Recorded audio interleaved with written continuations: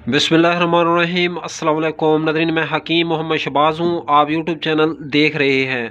Nadreen, दुनिया में कोई किताब लिखी जाती है तो उसका कोई ना कोई मौजू होता है। तो नादरीन, सारी किताबों का सरदार सबसे बड़ी किताब जो है अब तक की लिखी जाने वाली कुरान मजीद है। तो नादरीन, कुरान मजीद का क्या मौजू होगा आखिर? तो कुरान मजीद का मौजू जो है इंसान है। तो नादरीन, इस वीडियो में हम आपको बताएंगे इंसान जल्द बूढ़ा क्यों होता है। इंसान जो है जल्द बूढ़ा इस वजह से होता है, 40 साल की उम्र में जो है इंसान के अंदर जो हार्मोन्स मौजूद होता है, 40 साल की उम्र के बाद जो है वो हार्मोन ऐसा ऐसा डैमेज होना शुरू हो जाता है। तो यूं जो है बुढ़ापे की इब्तदा शुरू हो जाती है, इंसान की कमर झुकना शुरू हो जाती है, इंसान अपनी जिम्मेदारियों से घबराने लगता है। तो नादरीन, जवानी के असर को कायम रखने के लिए जैतून और अंजीर का इस्तेमाल जो इंसान करेगा तो इंशाअल्लाह जवानी का साया तादेर कायम रहेगा।